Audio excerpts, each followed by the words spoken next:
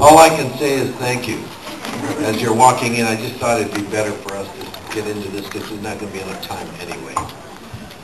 As you're walking in, just enjoy yourselves.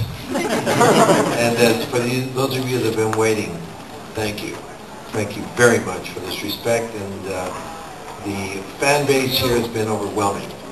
For all of you that are sitting here and walking in, I have to tell you, this is my first convention in North America ever.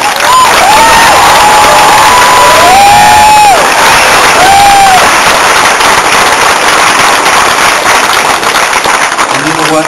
I was going to sit down, but I will lose too much eye contact with people and they'll have to go crazy because I'm too low. So I'm going to stand up and do this so I can see all of you. I enjoy seeing you as much as you enjoy seeing me. And I've enjoyed just meeting people and talking with you through this. It's been an extraordinary experience. And I can't believe how many of you are here right now doing this. I think we filled the room. So it's been really, really something special. Can I have this microphone turned on so I can talk from here? I thought I could sit and discuss this, but as soon as I sit down, I lose a lot of it. Everybody starts to lose it, so I better stand up.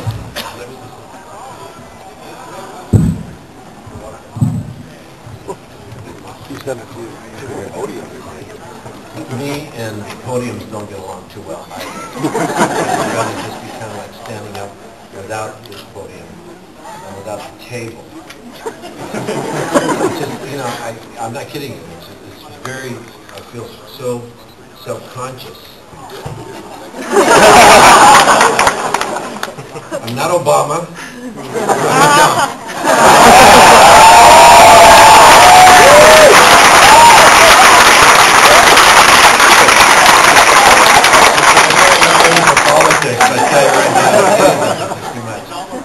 Obama for president. You know,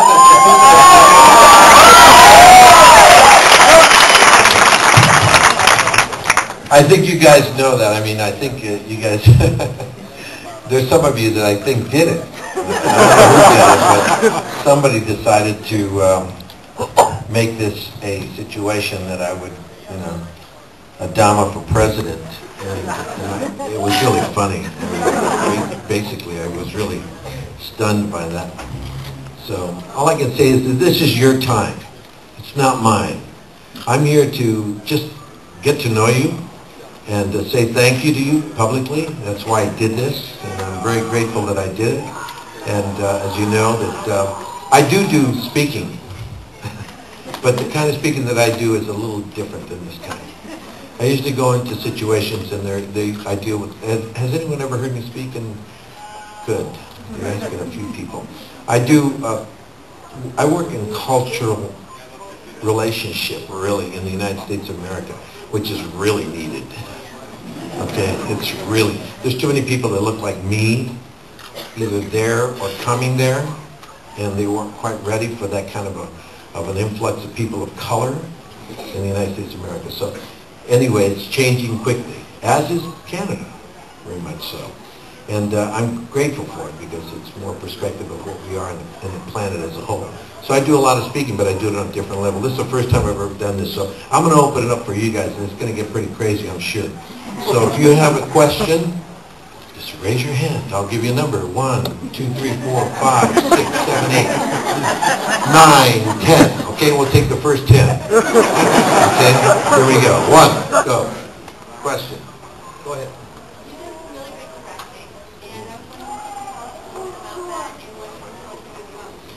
She asks, I've done some really interesting directing and great directing.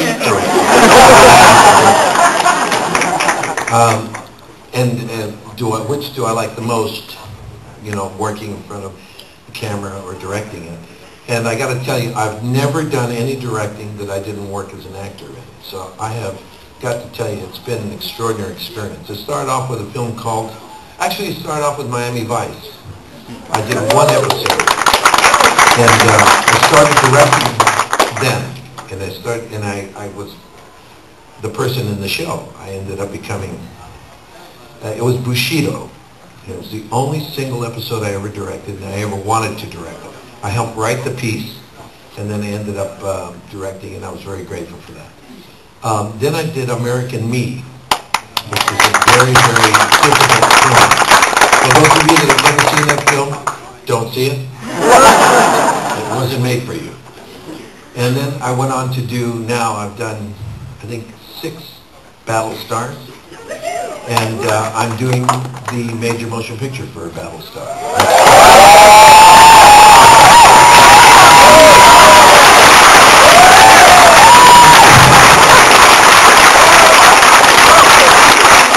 Definitely going to be a mind-blowing experience where they have taken us. I got to tell you, I've never done any kind of work that's even gotten close to what Ron Moore has done with this storytelling. This is the most extensive story I've ever been a part of, and I mean, you couldn't do it any other way than 80 hours to tell the story. And it's been extraordinary. The ending is...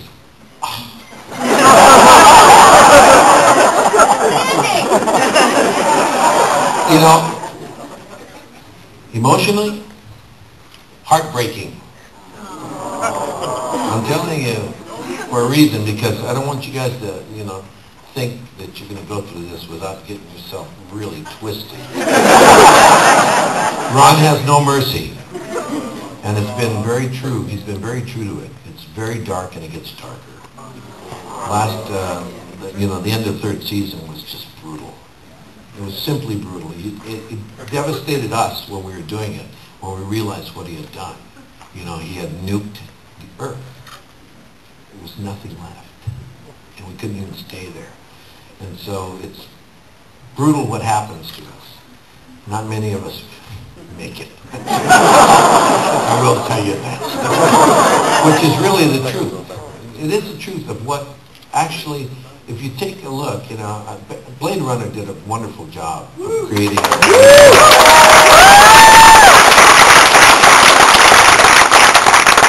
when we started to do this work on this program, that was the door we walked into.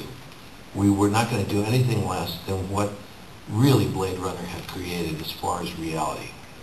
And it paid off. I mean, that was a door that nobody had walked through as far as, you know, science fiction was concerned. They had left that room completely alone.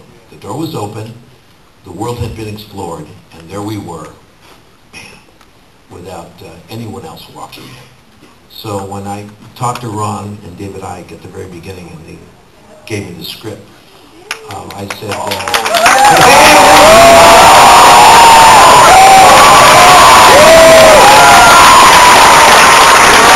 my favorite things all-time people, Aaron Douglas, and he's just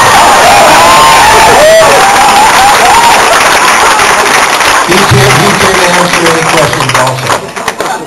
But basically, he's here just to say thank you to all of us here. And he's fantastic. Yesterday was his birthday, so wish him a happy birthday.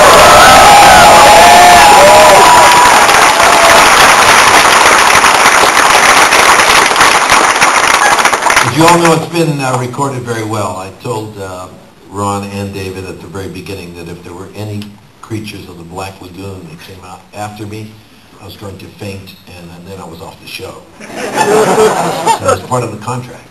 So he could not, even the hybrid, they were afraid to talk to me about it. They were like, oh, jeez. But then I had no scenes with the hybrid, so I didn't have to worry about it. So basically, that was it. But as far as directing went, it's been an extraordinary experience, and working with the caliber of, you know, these guys, it's been... By the way, he has his own television show now. So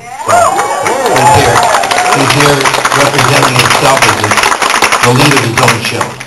And it seems like everyone's got their own show off of this one, except for me. I'm too old. But it's okay. It's okay because I can still direct. And he wants me to come and direct him in his show, so at least I have a job. But directing to me has been a blessing.